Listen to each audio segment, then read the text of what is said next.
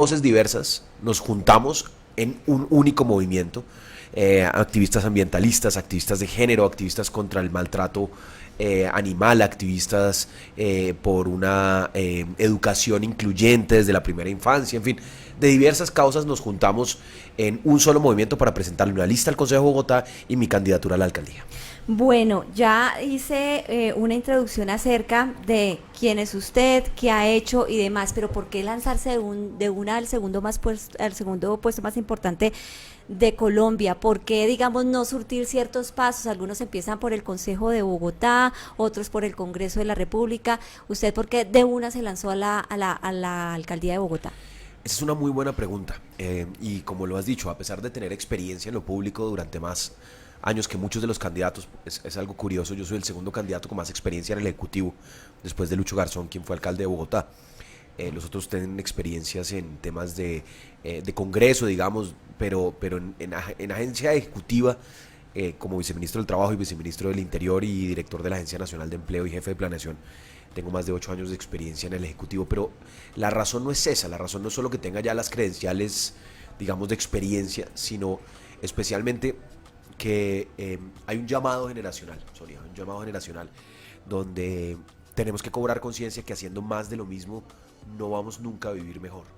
Eh, Nosotros hacemos parte de la primera generación que va a vivir con severidad las consecuencias de las decisiones que hemos tomado a la hora de construir ciudades, de desarrollar ciudades que no son armónicas con los ecosistemas, ciudades que han centrado los esfuerzos de salud hacia la salud eh, después de que ya la persona está enferma, ciudades que no están educando a los niños como debe ser y a los adolescentes, ciudades que no están abordando el problema de seguridad de manera adecuada. Necesitamos hoy eh, hacer un cambio en la forma como estamos haciendo las cosas, un cambio consciente hacia la sostenibilidad de un sistema de movilidad, de salud. Y somos también la primera generación que cobra conciencia de esto y que además tiene la capacidad tecnológica y de innovación de frenar el deterioro que estamos viviendo. Y por eso estoy absolutamente convencido de que tenemos que tener una voz en esta campaña. Eso es lo que más me motiva. Tengo dos hijos chiquitos a quienes quiero legarles un mejor país, una mejor ciudad, y eso es lo que más me motiva. Que esta campaña sea una campaña no solo de generar cambios pequeños, pañitos de agua tibia sobre muchos de los grandes desafíos que tenemos, sino que sea una campaña que permita tomar decisiones sobre la sostenibilidad de las formas de vida que tenemos en Bogotá. ¿Usted cree que su juventud, usted es una persona de 37 años, es a favor de usted o en contra de usted en medio pues de todo este trabajo que está realizando para llegar a la alcaldía? Pues como te digo, yo creo que la juventud es una ventaja, no solo porque Bogotá hay muchas más personas entre los 18 y los 40 años que de los 40 a los 65. Esto es una ciudad joven, sino porque, como te decía anteriormente, hay una pregunta generacional. Hay una pregunta generacional. La pregunta de nuestros mayores era de pronto la reivindicación de derechos civiles, de la equidad. Hoy nuestra pregunta central tiene que ser sobre la sostenibilidad del desarrollo urbanístico, de las políticas de movilidad, de las políticas de salud, por supuesto de las políticas ambientales. Y por eso creo que es una ventaja, claramente. Es una ventaja porque pues yo crecí justamente con estos desafíos y quiero ser la persona que inicia hoy el proceso de transición de Bogotá de un modelo de ciudad depredador hacia un modelo de ciudad sostenible y consciente. ¿Quién lo rodea? ¿Cuáles son las personas que le ayudan? ¿Cuáles son sus asesores? ¿Cuáles son esas personas que le están ayudando o le están dando la mano en esta campaña? Pues son nuestros compañeros de activista del movimiento. Por eso esto no es una campaña únicamente de Luis Ernesto por firmas a la alcaldía, sino esto es el nacimiento de un movimiento político y cultural para la ciudad de Bogotá, que tendrá una lista del consejo de activistas de distintas causas. Y lo que hemos encontrado es que hoy la respuesta a los grandes desafíos que tenemos no es individual. Yo soy un tipo pues bien preparado, con unos buenos títulos universitarios y tengo además buena capacidad de trabajo, trabajo varias horas al día, pero soy lo suficientemente humilde para reconocer que si los bogotanos hoy me eligen, yo solo no voy a poder cambiar el rumbo de esta ciudad. Necesitamos de una corresponsabilidad, necesitamos que cambiemos nosotros, todos los capitalinos, para que Bogotá cambie, no solo el alcalde.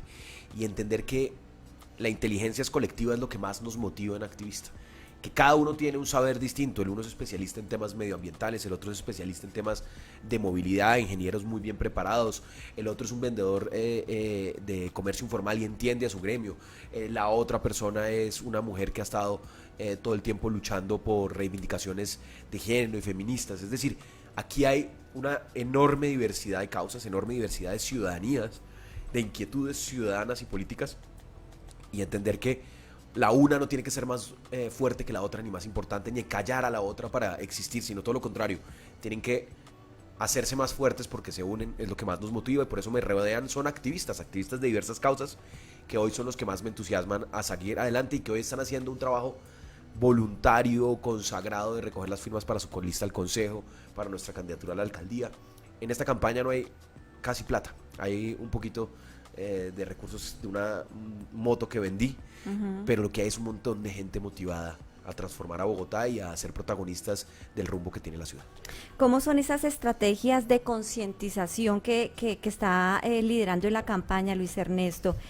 Hablamos, por ejemplo, de cámaras de oxígeno, que eso es una estrategia que usted está llevando a cabo. Yo no sé si ya la acabó. No, y sí, también el challenge basura. ¿Cómo son esas estrategias y cómo ha sido la receptividad de la gente? Mira, Sonia, como les decía antes, si queremos que cambie Bogotá, tenemos que saber que no va a cambiar solo porque cambiemos al alcalde. Es porque todos cambiamos, y por eso la campaña no solo puede consistir, si somos coherentes con lo que estamos defendiendo, no solo puede consistir en conseguir firmas y conseguir votos, tiene que consistir también en transformar conciencias. Y por eso hemos dicho, recojamos firmas, pero firmas conscientes, que nos permitan hablar con los ciudadanos sobre los grandes desafíos que tenemos. Y tenemos, por ejemplo, una cámara de oxígeno, que lo que hace es, las personas salen del Transmilenio como salimos muchos, un poco congestionados, de pronto de mal humor, no solo por la empujadera, sino también por el aire que respiramos, y les decimos, ¿sabía usted? Y pocos lo saben, ¿sabía usted que el aire dentro de un vagón de Transmilenio o incluso dentro de una estación puede ser 6 veces más contaminado que el que está respirando afuera? Siendo que el de afuera es bastante tóxico, el de dentro puede ser 6 veces más contaminado en términos de micropartículas, porque el humo que saca el Transmilenio sale, se mete a la estación y se cierran las puertas, lo mismo que las puertas del Transmilenio. Entonces, y eso sí se cierran, ¿no? Porque esas sí es que se cierran. Pero entonces sí, ahí dijimos, bueno, tome conciencia de esto, pero ¿cómo cobran conciencia realmente? Se sientan un minuto en nuestra cabina de oxígeno, tenemos varias ya en la ciudad, se sientan un minuto a respirar simplemente aire limpio. Cuando tú tienes el contraste de salir de un Transmilenio absolutamente sofocado y respiras un minuto de aire limpio, te das cuenta del enorme valor, que no tiene precio, tiene mucho valor, que es respirar aire limpio. Y lo torpes que estamos siendo hoy, por ejemplo, en economizarnos unos pesitos por unos buses a diésel, que nos estamos gastando con creces en un sistema de salud, cubriendo a más de 700,000 personas al año por enfermedades respiratorias. El tema de la basura, también se trata de eso, se trata de decir, ¿el problema de la basura es de quién es? ¿Del alcalde? Sí, claro que es del alcalde, pero también es de cada uno de nosotros. Entonces yo como alcalde me comprometo, primero, a poner una planta que convierta la biomasa, es decir, aquello que no se puede reciclar, en energía, y adicionalmente a mejorar con tecnología el nivel de residuos reutilizados a través del reciclaje y otros mecanismos, que hoy está en el 15% y tenemos que llevar al menos al 55%. ¿Es suficiente eso, Sonia? Te debo decir con honestidad y humildad, no. Porque si no estarían funcionando excelentemente los contenedores, la gente no sabe esos contenedores cómo funcionan, qué debe hacer, cómo se para. Hoy el problema de basuras no lo resuelve solo el alcalde, lo resuelve el alcalde con ciudadanos comprometidos con la gestión de residuos. No solo porque se paran en la fuente, no solo porque lavan los implementos que van a botar antes de botarlos, porque están pensando no en una máquina compactadora, sino en Sonia, la recicladora de oficio que llega, recoge, mete las manos en la basura, y si yo le dejo eso contaminado no lo va a utilizar. Sino también, Sonia, cada vez que compramos algo que no es reciclable, pues no estamos ayudando. Por ejemplo, todos los días compramos los bogotanos icopor, que la bandeja del pollo y demás, somos conscientes que eso no es reciclable, somos conscientes que nadie va a poder hacer nada con eso. Entonces, si dejamos de comprarlo, van a dejar de producirlo, van a reemplazarlo por cosas que sean reciclables. Entender que el problema de basuras, el problema de movilidad, el problema de medio ambiente, no es del alcalde únicamente, sino de cada uno de nosotros, es parte fundamental de esta campaña. La cultura ciudadana es muy importante. Me llama mucho la atención el tema de las basuras cuando usted habla, pues que esas basuras se pueden utilizar para hacer o emitir energía, ¿no? Es muy importante y digamos que aquí en algunos programas hemos tocado ese tema. Y no es un secreto, o sea, eso se puede hacer, pero ¿por qué, Luis Ernesto, no se ha hecho? ¿Qué pasa con las administraciones que no le han dado la importancia del caso a tratar de utilizar la basura de una manera más eficaz para que produzca energía, para que los bogotanos tengamos energía, pero pues eso no se ha hecho? Mira, ¿Por esto qué es un tema será? de prioridades. Es muy sencillo, es un tema de prioridades. La prioridad del actual alcalde ha sido seguir desarrollando la red de Transmilenio. Ha sido una prioridad, es respetable. Fue elegido en los años 90 con ese propósito, lo volvieron a elegir y se ha dedicado a hacer eso y a crecer la infraestructura de Bogotá.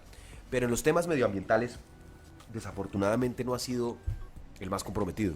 Creo que lamentablemente pasará la historia y recordado por haber sido uno de los alcaldes que más árboles cortó en su administración, y eso es un legado muy lamentable.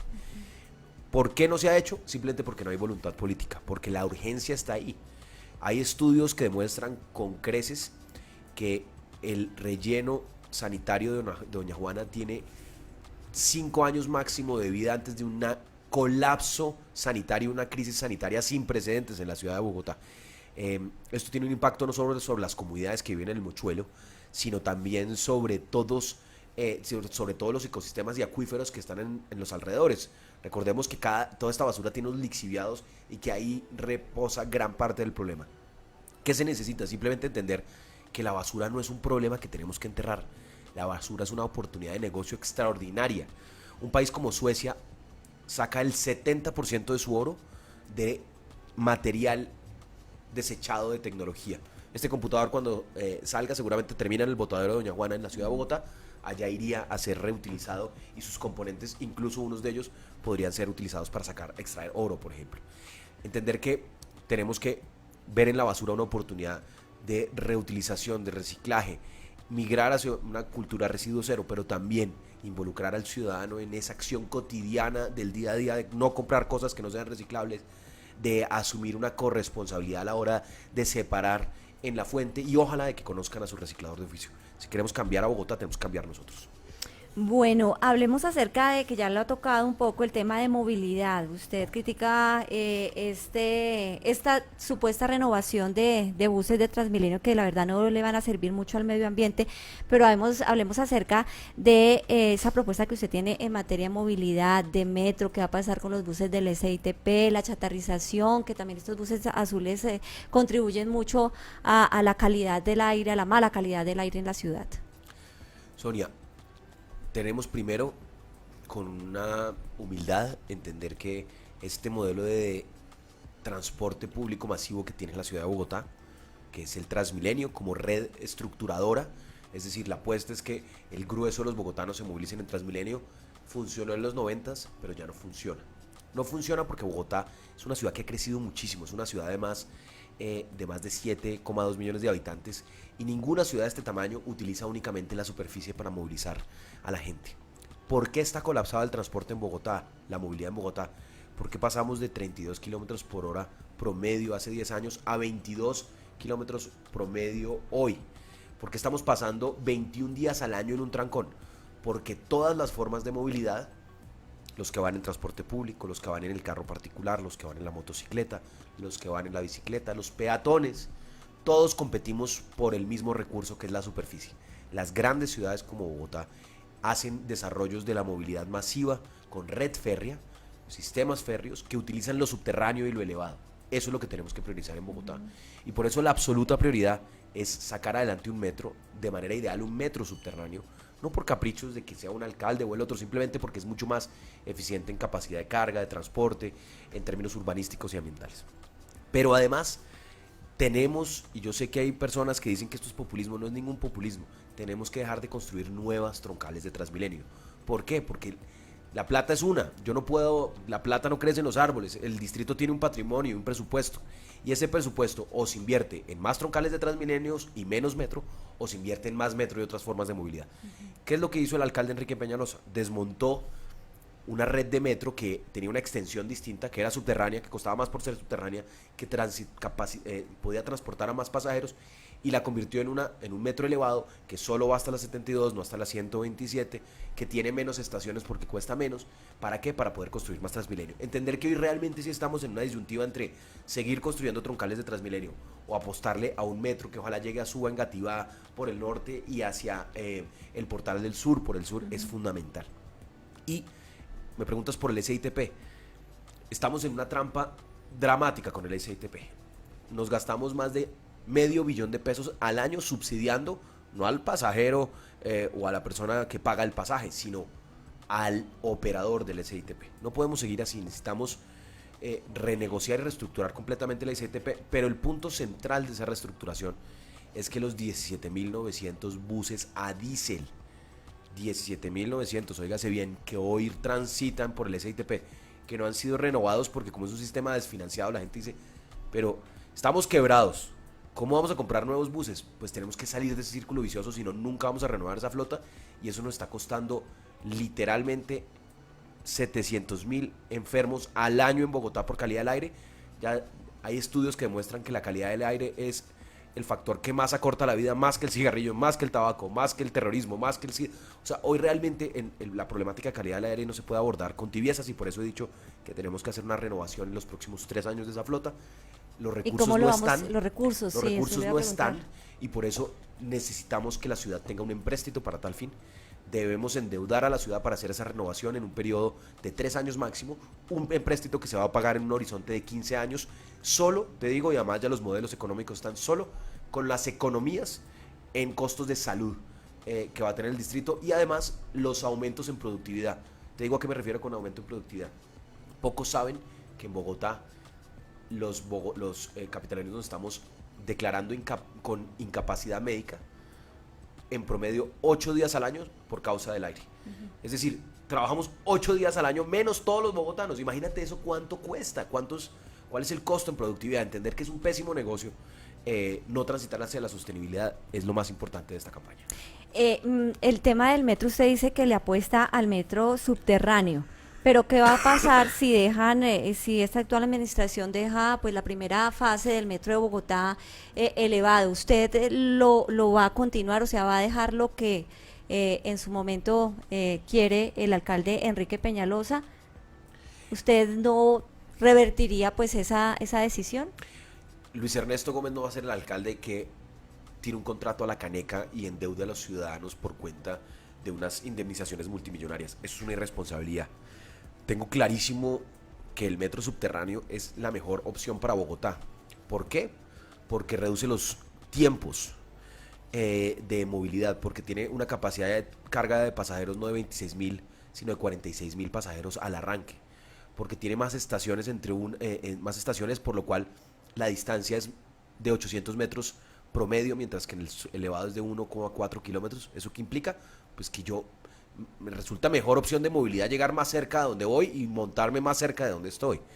Es mejor opción porque simplemente no tiene un impacto ambiental tan dramático y mucho menos urbanístico. Pensemos que esto va a atravesar por partes densamente pobladas del centro de la ciudad. Entonces, esa es la razón. Aquí no hay ningún capricho ni ideológico, sino simplemente una discusión técnica. Pero si el alcalde Enrique Peñalosa deja adjudicado el metro elevado, no voy a tirar ese contrato a la caneca. Tenemos que buscar una renegociación de ese contrato que permita que ojalá adelante el inicio de la sección subterránea, eso se puede hacer, pero lo más importante, que logre que el metro no llegue hasta la 72, sino que llegue hasta la 127, ojalá también hasta Suba, Engativá, y que además se recorte el espacio entre estación y estación, o si no eso se va a convertir en un metro alimentador de Transmilenio, y lo que necesitamos es un metro que realmente se convierta en el eje estructurante de la movilidad en Bogotá. Entonces, si está contratado, tenemos que hacer las enmiendas necesarias para que sea un mejor metro, a costa de más troncales de Transmilenio que pensaba construir el alcalde actual. Eso sí, dejaría de hacerlo,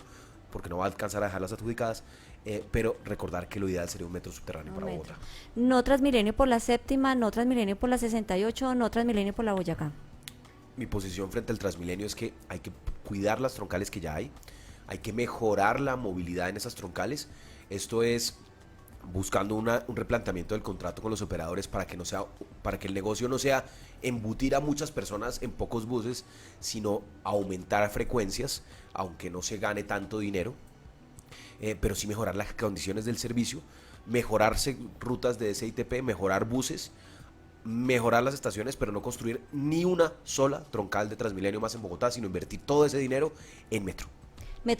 Cable. Y metro cable y cables elevados que están dando una muy buena solución en la localidad de Ciudad Bolívar, pero necesitamos Transmicable, que necesitamos también en la localidad de San Cristóbal y en la localidad de Usaquén. Bueno, ese es tema movilidad, la seguridad que también es complicada en nuestra ciudad.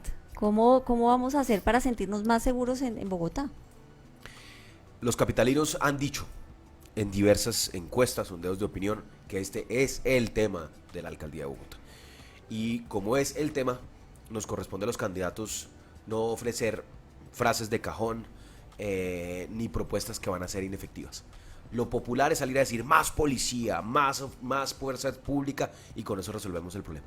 Es cierto que Bogotá tiene un déficit de policías por cada 100.000 habitantes, pero eso no va a resolver el problema de la seguridad. ¿Por qué hay un problema de inseguridad hoy en Bogotá que no está asociado a homicidios, sino asociado a hurtos de celulares, hurtos de motocicletas, de bicicletas especialmente? Porque son dos factores. Primero, hay que decirlo, un recorte importantísimo en materia de inversión social, y esto ha llevado a que muchos jóvenes sin alternativas de educación, de formación, de empleo mismo o de trabajo opten por este camino. No los justifico, para nada. Hay muchas personas en Bogotá que con muy pocos recursos sacan adelante con honestidad a una familia y trabajan todos los días y no optan por la delincuencia. Pero entender que hoy también un factor que está promoviendo y con el cual se combate la inseguridad sustante con inversión social es fundamental. Pero otro, que no es tan fácil, pero hay que decir las verdades para que encontremos las verdaderas soluciones, y es que la Policía Nacional no está haciendo su mejor trabajo. ¿Por qué no está haciendo su mejor trabajo? Uno, porque no tiene la tecnología para identificar, por ejemplo, georreferenciar una llamada. Yo me puedo demorar entre 5, si tú llamas a la línea 123, te puedes demorar entre 5 y 15 minutos en encontrar, en que te ubiquen desde dónde estás llamando, cuando existe tecnología que georreferencia en tiempo real. No estamos utilizando inteligencia artificial, data agregada de reportes para identificar dónde y con qué incidencia y en qué horarios se están presentando qué tipo de hurtos. Esto ya lo hace la policía de Chicago y puede predecir casi que el 55% de los delitos. Y lo más delicado, nuestros policías, no todos, pero sí algunos, están incurriendo en algunas actividades indebidas o de abuso de autoridad y en algunos casos de corrupción. Y eso no permite que la acción de la fuerza pública sea eficaz. Yo estuve con un joven en el barrio Las Cruces hace un par de semanas y él se dedica al hurto de celulares. Y me confesó, sin ningún pudor, al igual que muchos otros chicos del combo en el que él operaba, que había sido detenido, que era detenido en promedio 2 o 3 veces por semana. Que cuando tenía celulares de alta gama, los policías le decomisaban el celular. Decomisaban el celular, entre comillas, decomisaban. Y cuando eran celulares que no eran de muy buena gama, había tenido incluso ocasiones donde llegaban a la estación y le pedían entre 200 y 400 mil pesos para dejarlo ir. ¿Esto qué implica? Pues que este chico jamás ha sido judicializado. ¿Cómo vamos a sacarlo de, digamos, cómo vamos a combatir a un reincidente que se dedica a eso y que siente que si lo para un policía no tiene que tenerle miedo? No le tiene miedo a un policía porque siente que que le van a decomisar los celulares, que lo van a extorsionar. Entonces necesitamos policías cumpliendo su deber, y por eso yo he propuesto un mecanismo muy sencillo que ha dado éxitos en varias policías del mundo, en Londres, en Berlín, y son cámaras corporales. Un body cam, una cámara corporal que se activa tan pronto inicia el servicio y graba todo el servicio del policía. ¿Qué permite esto? Si hay un acto de delincuencia, queda documentado allí y esto facilita la judicialización. Pero lo más importante, disuade al policía y al ciudadano de cometer cualquier acto de corrupción porque queda ahí grabado, y por supuesto un abuso de autoridad. Yo como alcalde también me comprometo a usar exactamente la misma cámara. El bogotano se va a poder conectar y va a decir: Luis Ernesto, el alcalde, ¿dónde está? Ingresa, y van a poder estar en las reuniones, en todo. Debe haber absoluta transparencia eh, actividad pública, y tenemos que arrancar desde lo más alto, desde la alcaldía, dándole ejemplo a toda nuestra fuerza pública. Eso también se necesita recursos, ¿no? Mirar a ver también de Sí, dónde salen te cuento, esas cada cámara de camaritas. estas cuesta $120 en promedio para el número digamos, para un número importante de policías.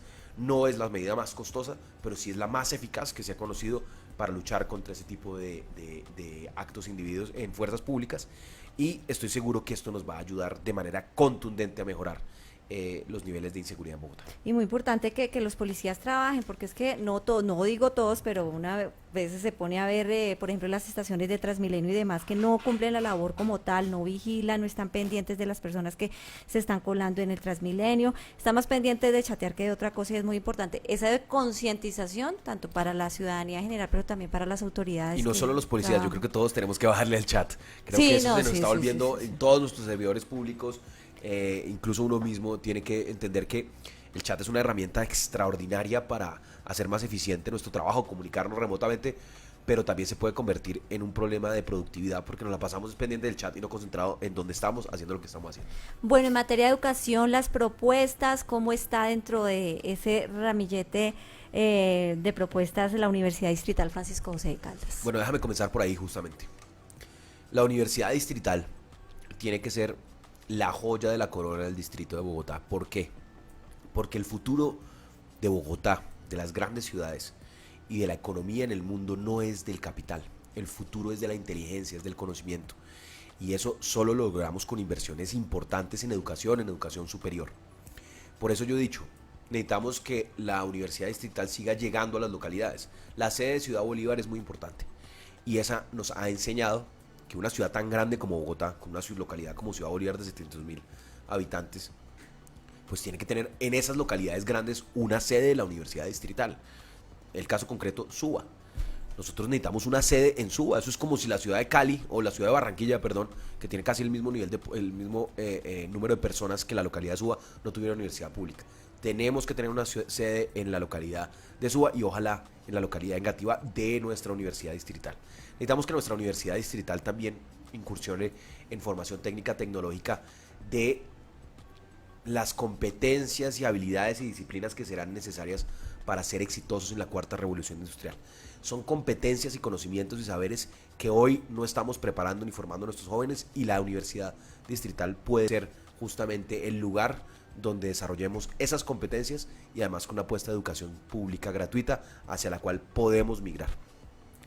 Y frente a educación, hay que decir, en la educación superior no vamos a encontrar la solución a los grandes desafíos que tenemos de sostenibilidad del sistema educativo en el mundo.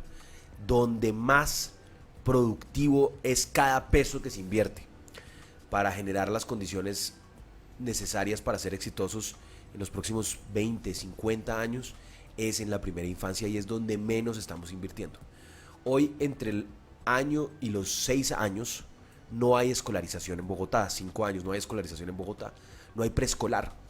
Y todos los estudios científicos, todos los expertos en educación coinciden en que en esa etapa es cuando mayor potencial de desarrollo tiene la mente humana, las capacidades humanas, de procesamiento de datos, de creatividad, de empatía, y es ahí donde menos estamos invirtiendo. Si tenemos que construir menos vías para tener más jardines de preescolar, jardines públicos, gratuitos, que inviertan en donde más rentable es cada peso invertido, que es en la primera infancia, hay que hacerlo. Porque yo soy consciente, la plata no se puede prometer todo, sino hay que priorizar. Y yo prefiero jardines infantiles de preescolar, bien dotados, con buena infraestructura, que utilice la naturaleza y los entornos, porque los niños no necesitan máquinas ni computadoras, lo que necesitan son espacios libres para desarrollarse, y buenos docentes y buenos pedagogos. Lo tenemos que hacer, porque las competencias que le van a asegurar un trabajo a esos niños en el futuro no se las vamos a enseñar a la universidad, se los tenemos que enseñar en esa etapa. Creatividad, capacidad de resolver los problemas, empatía y capacidad de trabajar con otras personas. Esas competencias van a ser determinantes en el siglo XXI. Hay algo importante que usted ha dicho, es el cambio cultural, ese cambio de chips que debemos tener los bogotanos para que la ciudad cambie, que se mejore y demás, pero ¿cómo realmente hacerlo? O sea, ¿cuál puede ser esa estrategia para que Pues si uno dice, oiga, no voy a comer por el icopor, no voy a pedir un domicilio porque me traen en icopor, pero lo hacemos, o sea, sabemos que le estamos haciendo un daño al planeta, pero sin embargo seguimos con estas costumbres. ¿Cómo cambiar el chip de los bogotanos para que realmente tengamos la cultura? Muchos echan la culpa a las personas que vienen de otras partes de Colombia, de otras ciudades, a los mismos venezolanos se les echa la culpa pero por lo que está pasando, por la falta de cultura ciudadana que hay. Entonces, ¿qué hacer? Mira, yo creo que nos hemos vuelto muy pesimistas en Bogotá sobre la posibilidad de cambio que tenemos. Pero Bogotá ya vivió cambios muy profundos en la cultura ciudadana. Lo vivió con la primera administración de Antanas Mocus. Ciudades como Medellín lo viven día a día.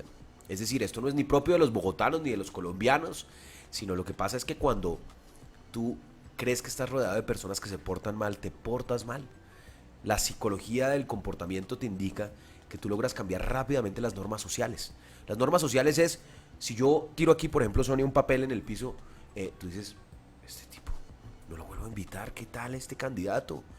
Esa norma social, que por ejemplo está relacionada al comportamiento entre nosotros, rápidamente cambia. Y los movimientos culturales son muy rápidos. Uno cree que eso toma décadas. No, no, no. Esto toma meses o años. El mejor ejemplo es el tema de los árboles en Bogotá, la tala de árboles.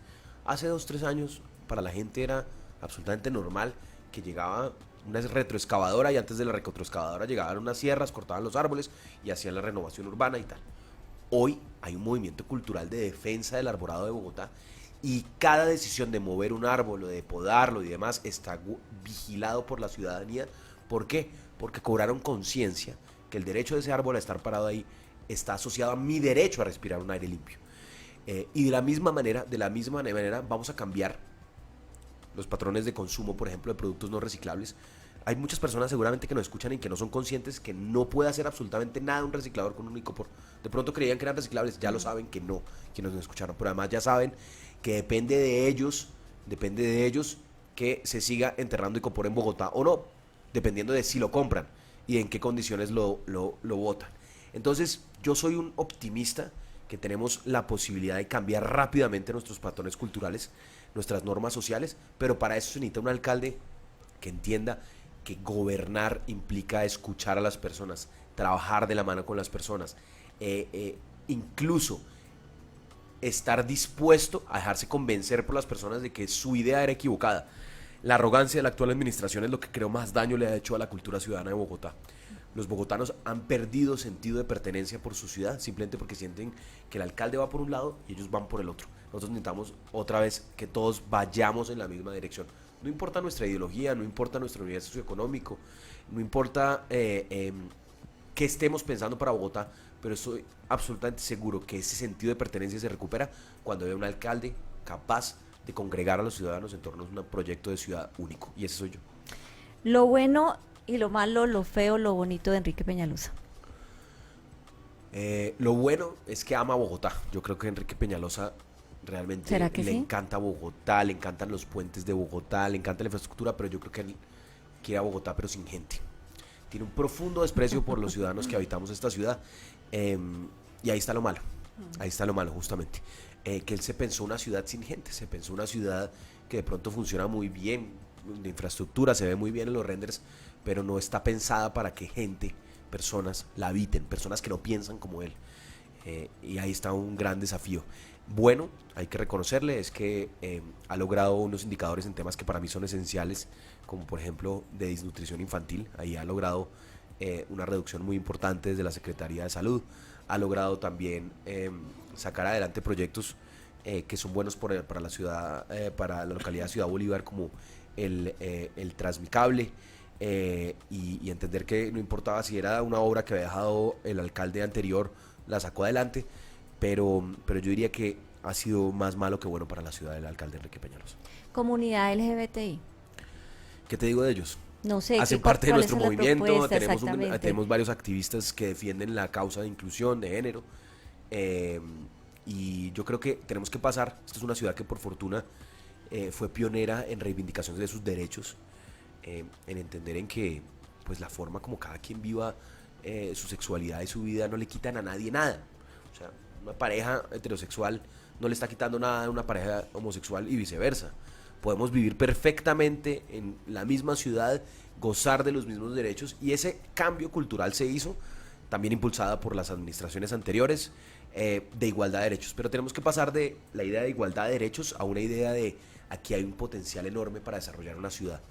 En la diversidad sexual, étnica, cultural, hay enormes posibilidades de desarrollo urbanístico. Una ciudad que tiene zonas donde la rumba es de una forma, las librerías, los cafés, los entornos públicos están marcados justamente por esas diversas culturas. Son ciudades mucho más ricas también, no solo ricas para vivir, sino más ricas y generan más riqueza, valor, más empleo.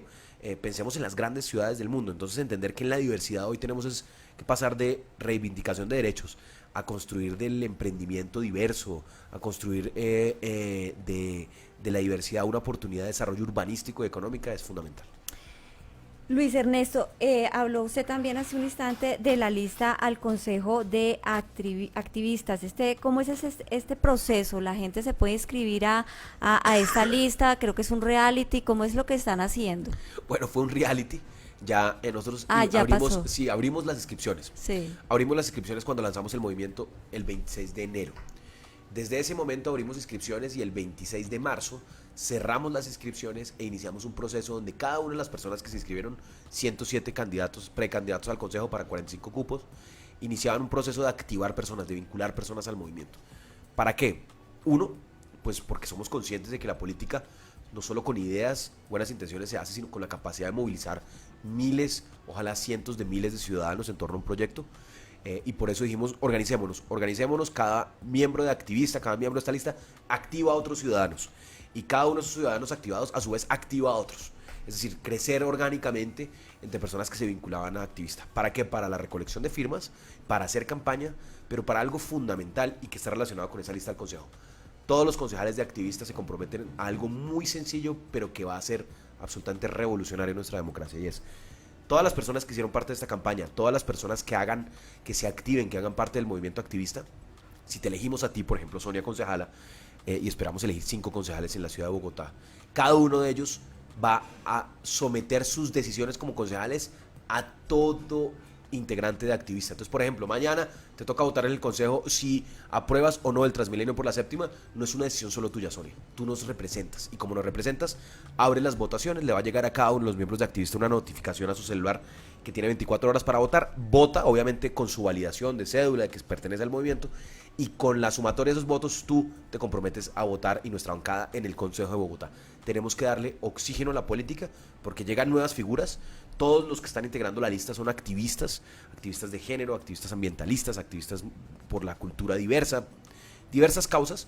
Son personas que nunca han aspirado al Consejo de Bogotá, las 45, y son personas que además entienden que hoy en democracia tenemos que redefinir el ejercicio de representación, y no se trata simplemente de que tú me eliges y yo durante 4 años hago lo que se me dé la gana. Hay que estar en un diálogo permanente con la ciudadanía.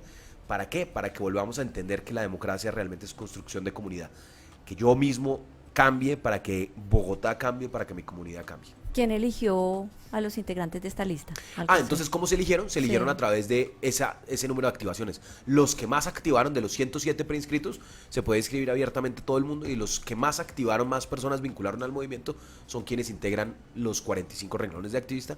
Y también tuvimos en cuenta un criterio de paridad, es decir, tratar de que fuera una lista mitad hombres, mitad mujeres, y un criterio de diversidad en las causas y en la representación de localidades. Es decir, Bogotá es una ciudad muy diversa socioeconómicamente, culturalmente, y lo que buscamos es que esa lista de activistas representara de la mejor manera la diversidad de Bogotá. ¿Cómo va el proceso de las firmas?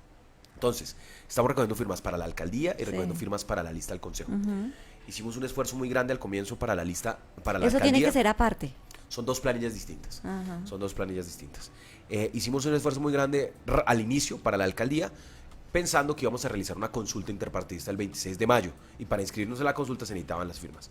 Cuando nos dimos cuenta que no iba a haber consulta y que finalmente había sido una decisión de consenso con los otros candidatos del sector alternativo, decidimos hacer un alto en la recolección de firmas de la alcaldía para redoblar esfuerzos tan pronto salieran las listas al consejo, que salieron a comienzos de la semana pasada. Entonces, en estos momentos estamos día y noche, literalmente en la noche también, porque hay unos activistas de la Bogotá 24 horas, de la noche, de la rumba y demás, y hemos estado recogiendo firmas intensamente por todas las localidades de Bogotá. Ayer estuvimos en eso. En estos momentos, mientras hablamos, hay 5 puntos de recolección de firmas en la ciudad de Bogotá, y estamos moviéndonos porque esta recolección de firmas no es solo para tener un requisito de habilitación a ser candidatos al consejo y yo candidato a la alcaldía, sino especialmente para transformar la conciencia de los capitalinos. Por eso la recolección de firmas con nuestra cabina de oxígeno, con los retos de basura, justamente donde los ciudadanos son los que recogen la basura, y con jornadas de salud preventiva, con jornadas que nos permitan no solo levantar las firmas, sino convertir eso no solo en votos, sino también en conciencia ciudadana.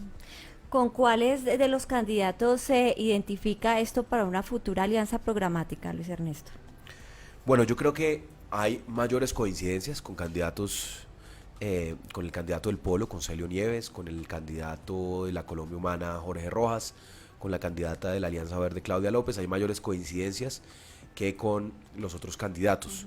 Con otros candidatos hay muy buen trato, por ejemplo con Carlos Fernando Galán, por nuestros orígenes liberales tenemos una muy buena relación, pero creo que aquí se trata más que de amistades, porque eso no puede ser de amiguismos cuando la política se hace no con convicción e ideas y principios, sino simplemente de conveniencias y de amistades, pues se defrauda al elector. Y por eso aquí lo más importante es que tengamos un programa de gobierno conjunto, un programa de gobierno, o esa coalición no se dé en virtud de una sumatoria de votos o de maquinarias, sino especialmente de una visión conjunta de ciudad, y donde tenemos grandes conciencias de estos candidatos que te menciono, es en que queremos hacer un alto al modelo de ciudad depredador que ha planteado el alcalde actual, y entender que hoy, y esa es mi propuesta, hoy tenemos que volver a invertir en la gente, en el desarrollo humano, en salud, en educación, en inclusión social, y esto se hace, sin duda alguna, también invirtiendo menos en infraestructura. El alcalde actual invirtió la torta. Yo creo que eso es absolutamente respetable, para eso lo eligieron, pero yo creo que Bogotá necesita nuevamente volver a invertir en desarrollo humano y en proteger la estructura ecológica principal, y lo más importante de lo que he hablado constantemente, y es en convertirnos en una ciudad consciente y sostenible, donde los ciudadanos cambian el chip sobre la forma como se relacionan con los otros, sobre cómo participan, sobre cómo consumen, cómo reciclan, cómo se movilizan, pero también donde entendemos que hoy hay una urgencia enorme de convertir a Bogotá en una ciudad sostenible. Y sostenible no es simplemente proteger nuestra agua, nuestros árboles y nuestros cerros. Sostenible es convertir a Bogotá en una ciudad sumamente productiva. Entender que la sostenibilidad es la mejor oportunidad de negocio del siglo XXI, porque si yo convierto los hogares en generadores de energía, estoy generando ahorros en los costos de energía del hogar, pero además oportunidades de negocio y de empleo en quien monta los paneles. Si yo convierto una empresa en una empresa cero papel o de bajo impacto ambiental, estoy ahorrando costos para la empresa, pero además implementando estos mecanismos también estoy abriendo oportunidades de negocio. Si yo veo en la basura no un problema que entierro por otros 37 años, como ha planteado la actual administración, sino una oportunidad de negocio y de empleo, pues empiezo a vivir mejor y también a generar nuevas dinámicas económicas importantísimas para una ciudad como Bogotá. ¿Por qué no lanzarse con el liberalismo? Yo dejé el Partido Liberal después de militar en él muchos años, ¿Qué lo decepcionó? porque el partido dejó de ser liberal, así de sencillo. El partido, pues comenzó por, digamos, cuando digo que deja de ser liberal, es porque fuimos censurados quienes no estuvimos de acuerdo, por ejemplo, con votar en segunda vuelta con el candidato del uribismo. Respetable los que votaron por el candidato Iván Duque, que era el candidato del uribismo, pero si la política consiste simplemente en acomodarse a como dé lugar al poder, a sumarse al que va ganando porque va ganando, y para que me dé una cuota de poder, y no porque yo defiendo una visión de país y de sociedad, pues estamos fritos en la política. Y eso fue lo que decidió el Partido Liberal. Yo estuve haciendo campaña, salí de viceministro perdón, del Interior a hacer campaña con Humberto de la Calle. Vi el sabotaje sistemático que le hizo la dirección liberal a nuestro candidato, pero donde ya me rompieron el corazón literalmente fue cuando, sin ninguna discusión, sin ningún respeto por la opinión de los militantes y de quienes nos sentimos liberales y quienes hemos defendido las banderas de la paz, las banderas de la reivindicación de derechos y libertades, nos dijeron que había que votar por y hacerle campaña al candidato del uribismo, y en ese momento yo dije, hasta aquí llego yo. Yo decidí en segunda vuelta acompañar a Gustavo Petro, cosa que me representó muchísimos ataques, cosa de lo que no me arrepiento en ningún momento porque lo hice con profunda convicción, pensando simplemente en que uno en política no solo puede jugar a ganar, sino tiene que jugar a defender en lo que cree. Y por eso no me lanzo por el Partido Liberal, porque el Partido Liberal hoy representa pues las pésimas prácticas de la política. El clientelismo representa también pues una apuesta no de visión liberal, sino de ganar a toda costa. De hecho, aparentemente le van a entregar el aval al candidato de continuidad, Enrique Peñalosa, que está representando unos valores muy distintos a los que nosotros defendemos. ¿Cómo llegó a ser viceministro? ¿Por palanca, por meritocracia? ¿Tiene algún familiar político? No tengo ningún familiar político. Fui primero viceministro del Trabajo y de hecho en estos días que coincido con Lucho Garzón, quien era el ministro del Trabajo en ese entonces, dijo: yo nombré a Luis Ernesto porque me parecía la persona y la figura más innovadora en el gobierno. Yo estaba como director del Servicio Público de Empleo, porque había estado al frente de su trámite y pues digamos, implementando toda la red de oficinas de empleo, cobré algo de visibilidad y el entonces ministro Lucho Garzón le planteó al presidente Santos la importancia de nombrar un joven en esa cartera, considerando que el empleo juvenil era una de las prioridades, y pues llegué a ser justamente para lo que me invitaron, a sacar adelante el programa 40.000 primeros empleos, a sacar adelante la ley Pro Joven, la ley 1780, que eliminó el requisito de la libreta militar para trabajar y creó unas condiciones de incentivos económicos para el emprendimiento juvenil y para la empleabilidad joven, y básicamente digamos que ese trabajo en el gobierno como viceministro de Trabajo también fue lo que abrió las puertas a que me fuera después al viceministro del Interior, al viceministerio del Interior, para liderar todo el proceso de implementación del acuerdo de paz, donde se volvió tan importante la participación ciudadana. Recordemos que quien salvó el acuerdo de paz fueron las decenas de miles de jóvenes que salieron a las calles y que se tomaron el proceso, que dijeron: esto no es entre las FARC y el gobierno, ni entre el expresidente o el presidente, sino esto es nuestro, esta es nuestra paz, este es nuestro futuro. Y pues ahí se volvió muy importante mi trabajo coordinando toda esta acción ciudadana y de participación desde el Ministerio del Interior. ¿Lo pensó mucho para lanzarse como candidato a la alcaldía de Bogotá? ¿Quién lo sedujo para que tomara esta decisión? Y además, ¿qué ha sacrificado en materia familiar, pues estar en este corre-corre, en esta campaña? Lo pensé muchísimo porque, digamos la verdad, hacer campaña a la alcaldía de Bogotá cuesta miles de millones de pesos. El presupuesto de la campaña, de las campañas grandes, es de 4.300 millones de pesos. Discúlpame, que es el tope de campaña. Y nosotros no tenemos más de 20 millones de pesos, que fue lo que recaudamos a través de la venta de mi moto. Hemos recibido sin duda muchas donaciones ciudadanas de tiempo. Las planillas, por ejemplo, todas nos las donaron. De dedicación en llamadas, digamos. Tiempo de las personas es el recurso más valioso que tenemos, es el tiempo de las personas, y afortunadamente muchos se han sumado. Entonces eso es lo que más dudas me generaba.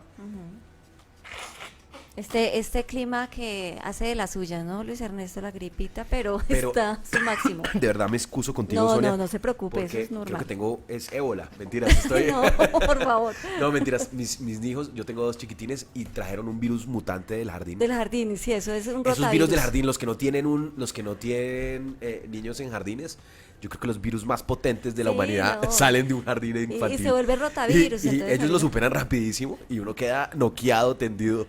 Entonces sí, traigo un virus infantil letal. Entonces, lo que te decía, eso es un gran desafío, hacer política sin plata, sin partido. Pero lo que me he dado cuenta en esta campaña y que me motiva a seguir adelante cada día más es: no se necesita plata para hacer política, lo que se necesita es gente. Y Bogotá es una ciudad de gente que lee, por eso teníamos una feria del libro abarrotada de personas.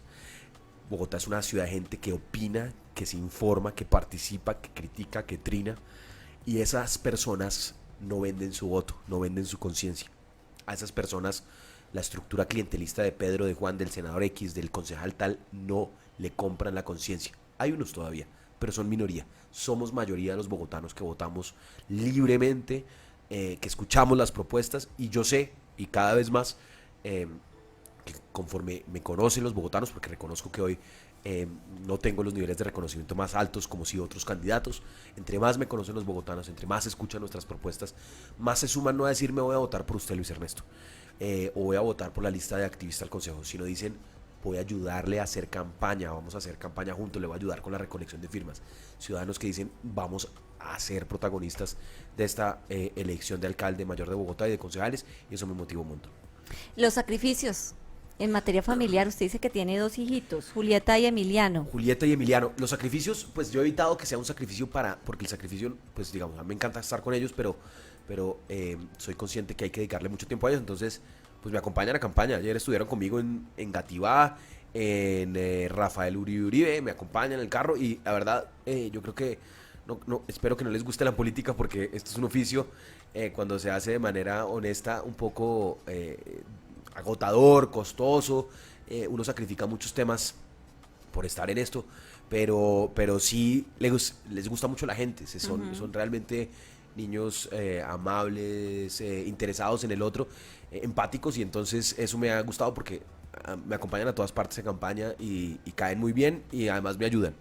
Entonces, pues he evitado que eso sea un sacrificio en esta campaña, pero sin duda alguna el sacrificio más grande es de tiempo e ingresos.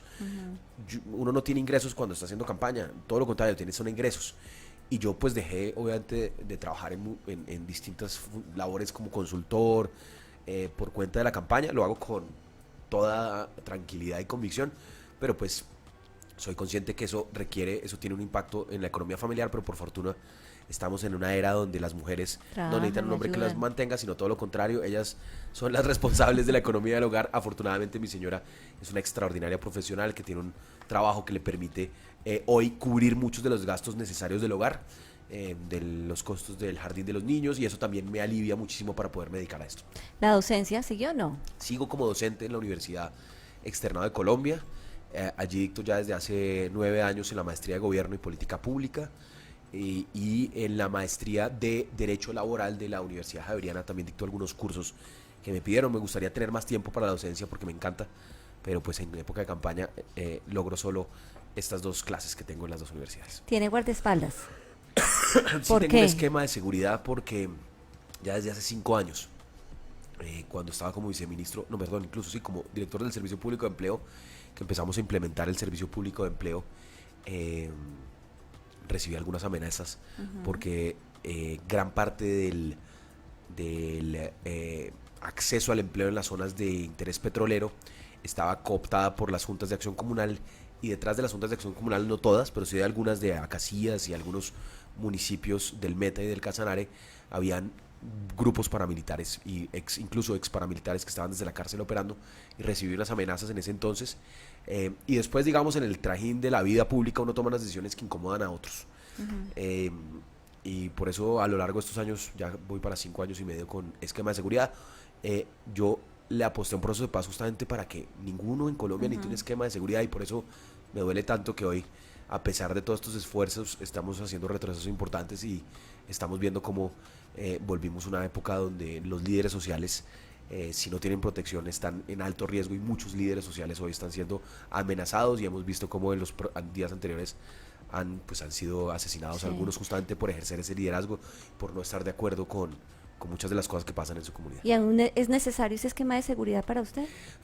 Sí, en principio sí, y hay la Unidad Nacional de Protección hace periódicamente estudios, evaluaciones de riesgo, y según el último estudio sí seguía yo con un riesgo extraordinario que requería de un esquema de protección de 2 hombres, y estamos esperando en esta época de campaña. Generalmente también se exacerban los riesgos, se hizo una evaluación de riesgo con motivo de la campaña, pues digamos, desafortunadamente en Colombia todavía existe violencia por causas políticas, cosa que ojalá superemos muy pronto. Bueno, ya para terminar mi sección, la más, un momento para recordar. Un momento para recordar el día de la muerte de mi padre cuando tenía 17 años. Eso es para recordar y para olvidar. No, a mí no me gusta olvidar nada. De hecho, siempre odio que se me olviden las cosas, lo bueno y lo malo, me encanta recordarlo. Un pasatiempo. Leer. Un libro. Un libro, el que escribí yo, Googlecracia, se los recomiendo para que lo lean. Googlecracia, cómo se está transformando la sociedad y la democracia en la era digital. Un deporte. Un deporte, la natación. Fui nadador de alto rendimiento cuando joven, y es el deporte que más me distensiona. Un lugar. Bogotá, nuestra ciudad, la que más quiero y la que me motiva a estar en esta carrera. Una película. Una película, ahorita más que película se me vino a la mente Game of Thrones, que está tan de moda en estos días porque ayer fue su último capítulo y porque ¿Sí la siguió quedamos toda? muy frustrados. Me la vi toda, claro, y ayer estaba muy pendiente del último capítulo Sí. y lamenté, como muchos, el desenlace de la serie y firmé la petición para que reescriban en la última temporada. No, mentiras, Sí, pero muchos con tusa hoy, Sí, sí. mucha tusa de que el final no era como esperábamos. Un amigo. Un amigo, Camilo Salazar Prince, firma como C.S. Prince, es un director de cine extraordinario formado en UCLA y fue el director y guionista de la serie de Colmenares en Netflix. Un antojo. Un antojo, un antojo, una empanada, pero en esta época he comido tantas empanadas que tengo que bajarle, Sí. porque si en campaña le da una, pero la empanada bogotana me gusta mucho. Que no le gusta que le pregunten. No, ni todo. Todo. Soy liberal de eso, que me pregunten de todo y me siento la obligación de responderlo con honestidad. ¿Qué le gustaría que le pregunten y no le han preguntado? Em, me parece que hemos hablado en esta campaña demasiado de metro y no metro, cuando los desafíos en Bogotá son enormes, enormes. En el sistema de salud, en temas de, ahorita tú sí hablaste de educación, obviamente estamos en la Universidad Distrital, pero digamos los desafíos que tenemos en materia de educación son enormes y de eso poco se habla en la campaña. Yo quisiera que esta campaña no solo consistiera en hablar del metro y de Petro o de Peñalosa, sino hablar justamente de otros aspectos que tienen la comunidad, las comunidades, las trabajadoras sexuales, la educación, el emprendimiento, temas que poco se han tocado en esta campaña y que son muy importantes para Bogotá. Bueno, Luis Ernesto Gómez, muchas gracias por haber estado con nosotros. Logró sobrevivir a la entrevista con esa gripa, ¿no? Gracias. No, gracias a ti por la invitación, nuevamente mis excusas por haber faltado en la última invitación y a todos espero que a pesar de este catarro hayamos podido hacer claridad y transmitir las ideas que tenemos en Activista. Muchas gracias. 2:28 de la tarde. Con este invitado terminamos Facetas. Nos volvemos a escuchar el próximo lunes de 1:30 a 2:30 de la tarde. Un feliz día.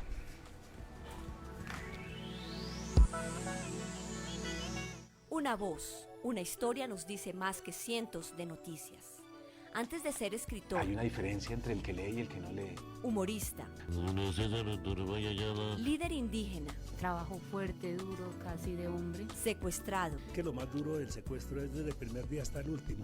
músico La fama yo creo que no sirve sino para estorbar. o político, Los colombianos estamos mamados. somos el resultado de nuestras experiencias. Descúbrelas en Facetas, voces e historias de personajes que podrás escuchar todos los lunes a la 1:30 de la tarde por Laúd 90.4 FM Estéreo, la verdadera alternativa de la